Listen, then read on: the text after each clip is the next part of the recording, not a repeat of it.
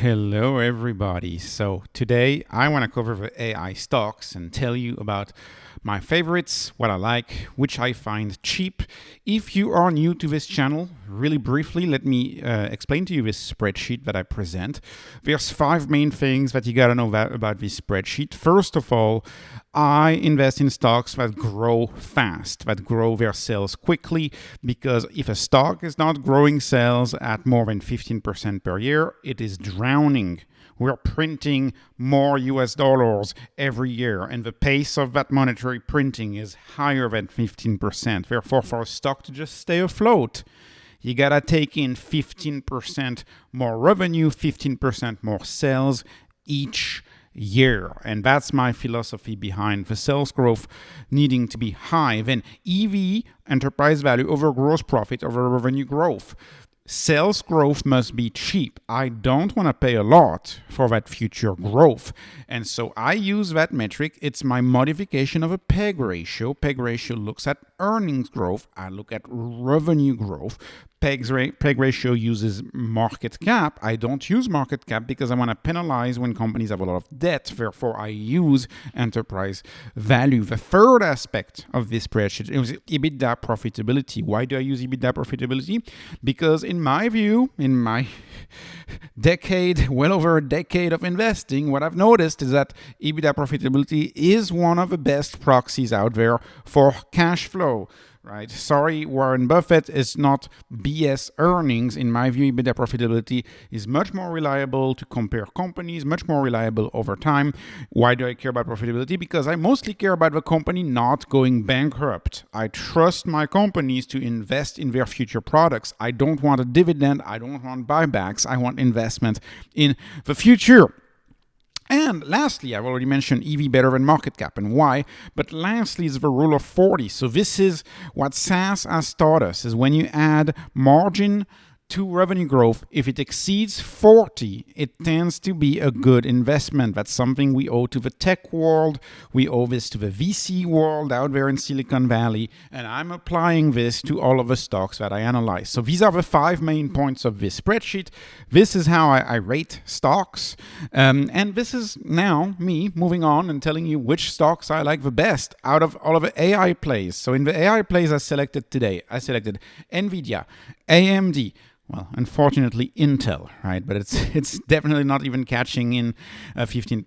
SuperMicro, SMCI, heavily debated stocks lately. Palantir, the stock that everybody always calls overvalued, including myself. I've called it overvalued in the past. Tesla, I would say, on the opposite, is the stock that everybody always calls undervalued. And I myself also think Tesla is undervalued. Microsoft, the steady Eddie company, we don't understand why this company is still achieving a rule of 68. And this is, a super old company now as far as software goes. $3 trillion, still growing at 15%. Absolutely insane. Microsoft is a black hole. And then I have Crowdstrike in there because Crowdstrike is an AI company. But granted, it's more in the cybersecurity space. But I own quite a bit of a position in Crowdstrike. So this is my opportunity to comment on Crowdstrike if you're interested in that one stock. So let me go ahead and tell you which stocks I like the most out of all of these spreadsheets in the AI sector right now. Aside from Tesla, and Tesla is a special case, right? Because Tesla is also a renewable energy play. It's also a robotics play. So aside from the special case of Tesla, the 2 stocks I like the most are Nvidia and AMD. And I want to call your attention to how inexpensive, in my view, Nvidia has gotten. It was $3 trillion just 3 weeks ago, and now it's 2.5 trillion. So the market doesn't know how to value Nvidia. 500 billion worth of value, not quite, but almost a Tesla appears and disappears in a matter of 3 weeks. The market doesn't know how to value Nvidia. When I input my numbers, this tells me that Nvidia is not nearly as nosebleed of a valuation as the market would have you think, because analysts are predicting Nvidia will grow at 86% their sales over the next 12 months.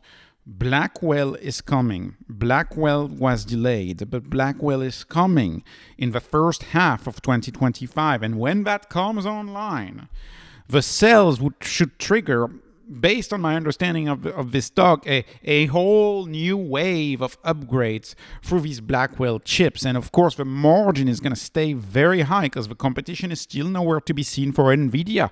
Gross margins at 76%, EBITDA margin is 64%. I mean, at this point, it's just pure printing of money.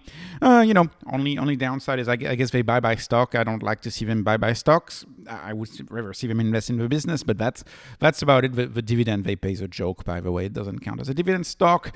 The rule of 40 on this stock is nuts. I mean, it's 150. I've never seen that. I've never seen this rule of 40. So Nvidia at 0.41. In my view, what a great company.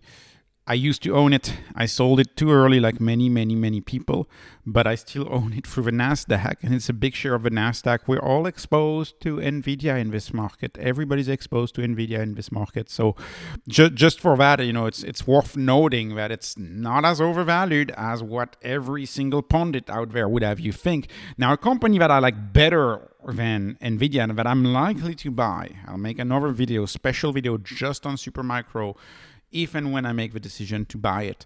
SuperMicro is intricately linked to NVIDIA cells. As NVIDIA deploys H100s in the data center, SuperMicro sells the equipment. But SuperMicro fell under attack of a short report. I've read the short report and yeah, sure, okay, small accounting issues. Okay, all accounting issues are not Enron, right? Enron was a unique case, right? Not all accounting issues are like Enron, and we could spend hours and hours debating accounting, and they talk about some nepotism. If you know anything about the semi industry, there's nepotism in the semi industry, right? The blood cousin of Jensen Huang is Lisa Su. Lisa Su is the CEO of AMD. So literally the leader of Nvidia and the leader of AMD are from the same family. Literally. So you know what I mean? The nepotism, I mean, look, it doesn't warrant, in my view, such a stark drop for SuperMicro.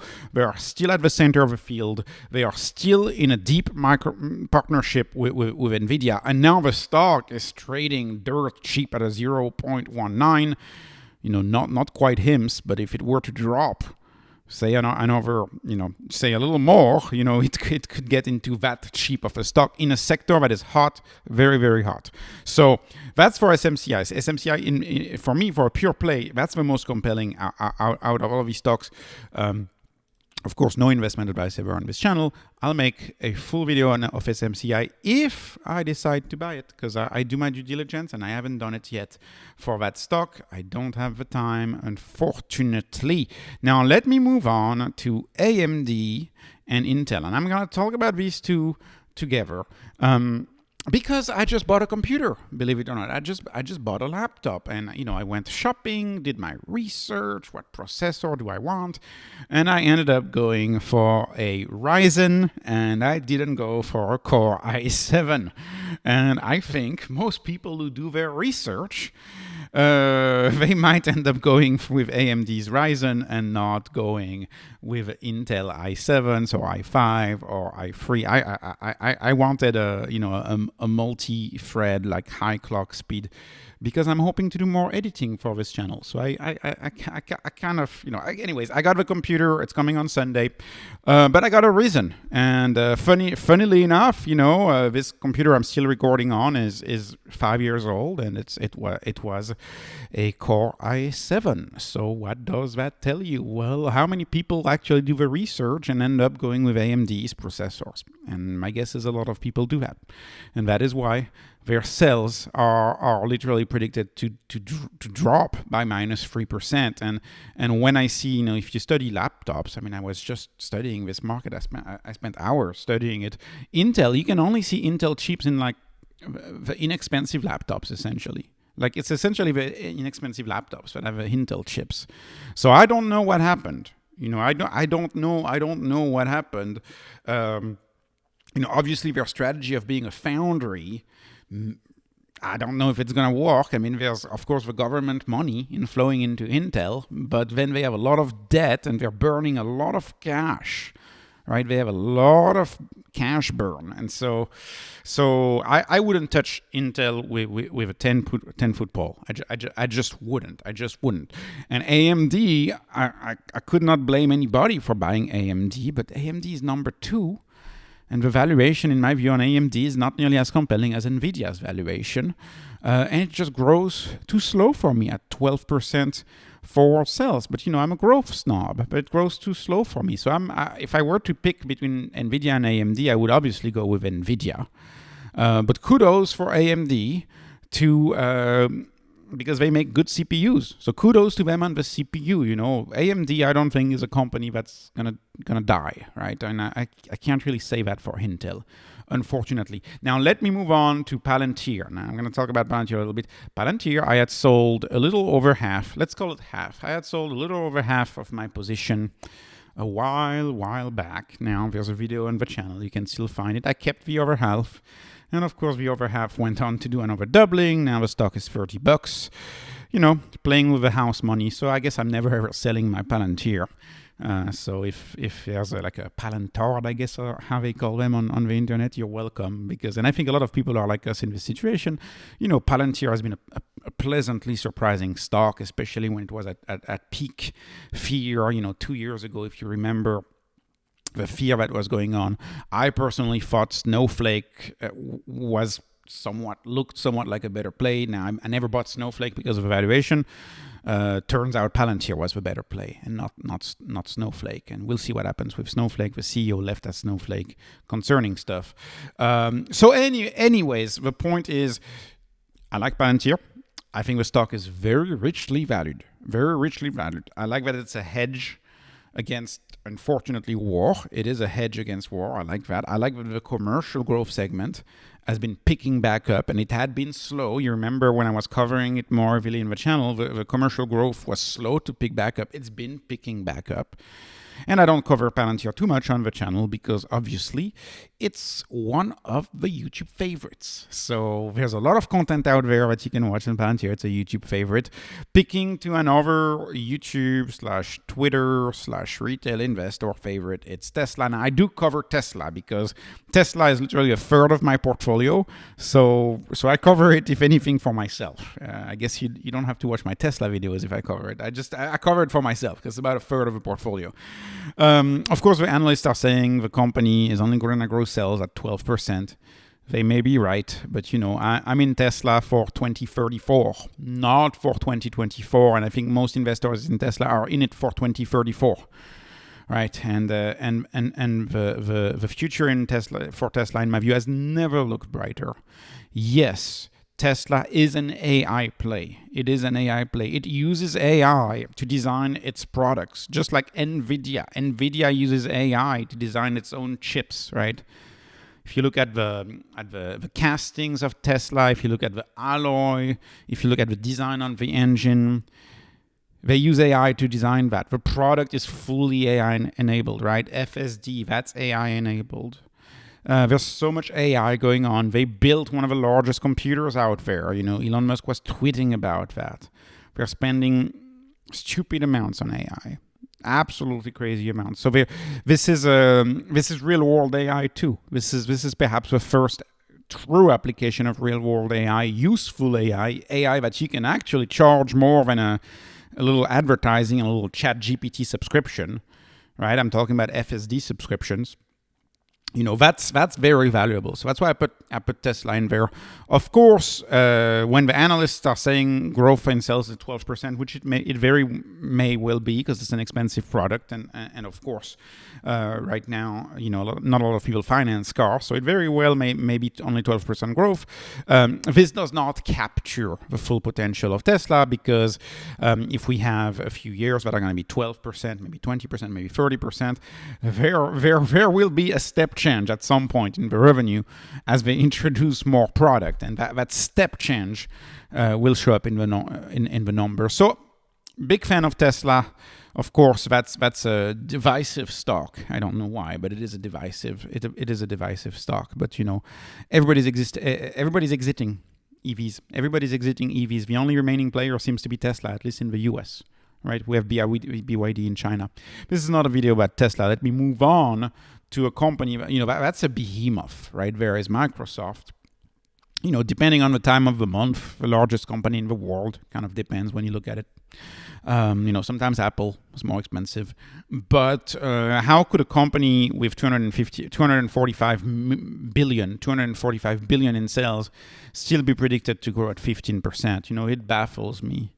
This is a company that clearly takes in its share of new dollars that are being issued out there, and they do this profitably. Think about that cash flow, that proxy for cash flow, that EBITDA margin. So this is a company that's cash flowing what, 122.5, more than that, 123 billion in cash flow. I mean, this is nuts. This is just beyond nuts, and this is why you're getting, a rule of 40 of 68. And don't go tell me, oh, that's not the case. I use EBITDA as a proxy for cash flow because no, depreciation, amortization, in my view, not a real expense. I am preparing a video about that, and we're going to talk about that. I'm preparing a full video on accounting, so wait for this. If you have something in the comment section, oh, it's BS earnings, and you're repeating Charlie Munger or Warren Buffett, I'll have a full video about that to show you what I mean by that. But this is an outstanding company. I'm not close enough to retirement. I like hypergrowth, so I'm not buying Microsoft. I think there's more return, more alpha, as we say, in other stocks. But how could anybody fault anybody for owning Microsoft, especially if you're closer to retirement? Steady Eddie company as they come. It's kind of unbelievable. The last one is Crowdstrike. So Crowdstrike, long-term hold. They had an idiosyncratic event, an outage. On an update on Microsoft, by the way. And it's funny because everybody was blaming Microsoft in the media because few people know about CrowdStrike. The issue actually came from CrowdStrike. But CEO came out with an incentive package. They're going to retain the customers. In my view, over a long run, it's going to be a no-brainer. It's over the long run, CrowdStrike, I don't think is going to lose that many customers over that outage. I just don't. Sure, there's a lawsuit going on. They may have to pay a few $100 million in fines and reparations for what happened to Delta. I think Delta was the most impacted. So sure, but when you look at these numbers, this is a company that can afford it, in my view. Still predicted to grow sales at 29%. To understand CrowdStrike and why they have a moat, one has to understand is that the Falcon software is set up on well over 1 billion devices, and it's a network, right? It's a network. You go on Facebook not because Facebook is the best. You go on Facebook because your friends are on Facebook, right? And you may have a better cybersecurity software.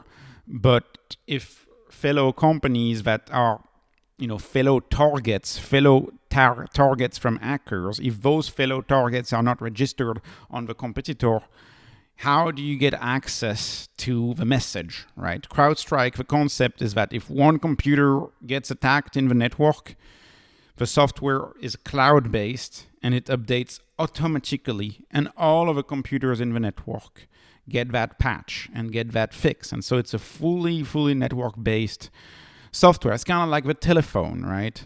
The telephone, assume there's a competing technology to the telephone, you're not going to get it because everybody has the telephone. Or English, right? English. Everybody learns English. Why? Because everybody learns English and knows English. And more people who know English, the more people will learn English. It's a tangent, but it's a network effect. CrowdStrike is a tremendous moat for a network effect, which is why I own this company. It's a big position for me, and I'm pleased to see they're still predicted to grow at 29%, 75% gross margin. The EBITDA margin is not that high right now because this is a company that is still investing heavily in its future products. But nonetheless, stunning. And they're almost at a rule of 40. Not quite there, but almost there. So these were my AI stocks. My two faves in the pure AI, or at least what we stereotypically call AI. My faves are Nvidia and SMCI. I don't own either for now, but I'm looking at SMCI pretty closely with those prices. So This was not investment advice. This was no financial advice. This is just entertainment. Hoping you were entertained. Please like, please subscribe. Thank you for watching. Have a wonderful day.